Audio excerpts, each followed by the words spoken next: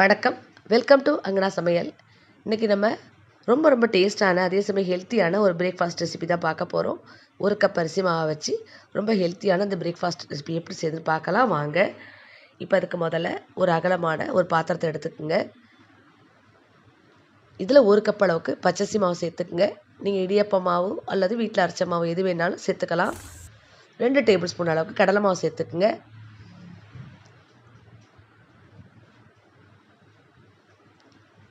இப்போ இது கூடவே 4 டேபிள் ஸ்பூன் அளவுக்கு தேங்காய் துருவல் சேர்த்துக்குங்க.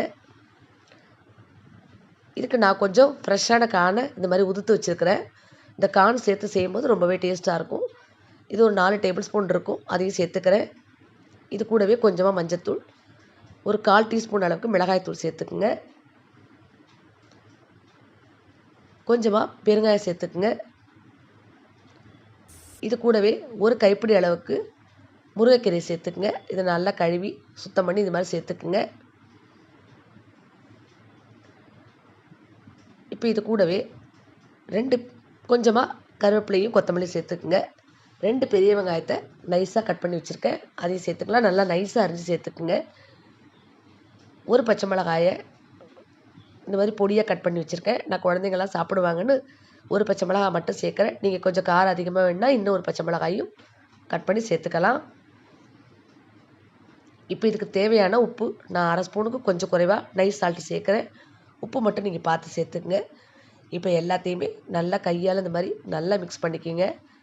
நம்ம சேர்த்துருக்கிற கீரை மற்ற பொருட்கள் எல்லாமே நல்லா அரிசி மாவோட கலக்கிற மாதிரி நல்லா ஈவனாக கலந்துக்குங்க. இப்போ கொஞ்சம் கொஞ்சமாக தண்ணி சேர்த்து ஒரு டைட்டான பதத்துக்கு பிசைஞ்சுக்கலாம். இந்த மாதிரி பிசைஞ்சுக்குங்க. அதே சமயம் கொஞ்சம் சாஃப்டாக இருக்கிற மாதிரி பார்த்துக்குங்க. இப்போ நம்ம ஒரு தோசை தவாவை அடுப்பில் வச்சுக்கலாம். கொஞ்சமாக எண்ணெய் சேர்த்துக்குங்க. இந்த அளவுக்கு மாவு எடுத்து இப்போ இந்த தோசை தவாவில் நம்ம கையால் இந்த மாதிரி தட்டணும். கொஞ்சம் மெல்லிசாக தட்டிக்கிங்க, அப்போ தான் நல்லா வேகும், டேஸ்ட்டும் ரொம்பவே நல்லாயிருக்கும். இது மாதிரி மெல்லிசாக தட்டிக்கிங்க. சுற்றி கொஞ்சமாக எண்ணெய் விட்டுக்குங்க. அதே மாதிரி நடுவில் கொஞ்சம் எண்ணெய் விட்டுக்குங்க. அப்போ தான் எல்லா இடத்துலையும் நல்லா வெந்து நல்லா சாஃப்டாக இருக்கும். இப்போ இது மீடியம் ஃப்ளேம்லேயே இருக்கட்டும். வெந்த பிறகு இந்த மாதிரி திருப்பி விட்டு நல்லா 2 பக்கமும் நல்லா வெந்த பிறகு நம்ம எடுத்துக்கலாம். இப்போ கொஞ்ச நேரம் நல்லா வேகட்டும். இதுக்கு கொஞ்சம் அப்பப்போ கொஞ்சமாக எண்ணெய் சேர்த்து நீங்கள் பிரட்டி விட்டிங்கன்னா டேஸ்ட் ரொம்பவே நல்லாயிருக்கும். அப்போ தான் அந்த கீரையெல்லாம் நல்லா வேகும். இப்போ நல்லா வெந்துருச்சு. இப்போ நம்ம எடுத்துக்கலாம்.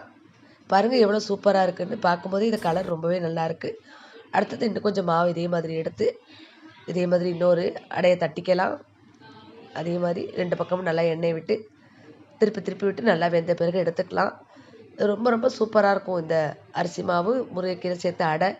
இது கூட அந்த கார்ன் சேர்த்து செய்யும்போது ரொம்பவே சுவை ரொம்ப நல்லாயிருக்கும். ஒரு ஹெல்த்தியான பிரேக்ஃபாஸ்ட் இது. நம்ம முருங்கைக்கீரை சேர்த்து செய்யும்போது நமக்கு உடம்புக்கு ரொம்ப ஆரோக்கியம். இது பிரேக்ஃபாஸ்ட்டுக்கு தான் சாப்பிட முடியும். டின்னருக்கு இந்த கீரை சேர்த்ததுனால சாப்பிட முடியாது. அதனால் இது பிரேக்ஃபாஸ்ட்டுக்கு எடுத்துக்கலாம். நீங்களும் இதே மாதிரி செஞ்சு பாருங்கள். இட்லி தோசை எதுவும் நம்ம செய்யாத நேரத்தில் டக்குன்னு 10 நிமிஷத்தில் அரிசி மாவை வச்சு ஒரு ஈஸியான அதே சமயம் ஹெல்த்தியான பிரேக்ஃபாஸ்ட் ரெடி பண்ணியாச்சு. கண்டிப்பாக நீங்கள் செஞ்சு பாருங்கள். ரொம்ப சாஃப்டாக இருக்கும் சாப்பிட்றதுக்கு. இது பிச்சு காமிக்கிற பாருங்கள். இதில் நம்ம எல்லாமே சேர்த்ததுனால சட்னி உங்களுக்கு விருப்பப்பட்டால் சட்னி தொட்டுக்கலாம், இல்லை சும்மாவே கூட நீங்கள் சாப்பிட்லாம். இந்த முருங்கைக்கீரையோட ருசி ரொம்பவே நல்லாயிருக்கும் சாப்பிட்றதுக்கு. பாருங்கள் எவ்வளோ சாஃப்டாக இருக்குன்னு. நீங்களும் கண்டிப்பாக அதே மாதிரி வீட்டில் ட்ரை பண்ணி பார்த்துட்டு எப்படி இருந்துச்சுன்னு கமெண்ட்டை சொல்லுங்கள். ஃப்ரெண்ட்ஸ், இந்த வீடியோ உங்களுக்கு பிடிச்சிருந்தா மறக்காமல் நம்ம சேனலை அங்கனா சமையலுக்கு சப்ஸ்கிரைப் பண்ணுங்கள். எப்படி இருந்துச்சுன்னு கமெண்ட்டை சொல்லுங்கள், ஷேர் பண்ணுங்கள், கண்டிப்பாக லைக் பண்ணுங்கள். நம்ம இதே மாதிரி நிறைய ரெசிபீஸ் நம்ம சேனலில் இருக்குது, பார்த்துட்டு உங்கள் ஃபீட்பேக்கை சொல்லுங்கள். நன்றி, வணக்கம்.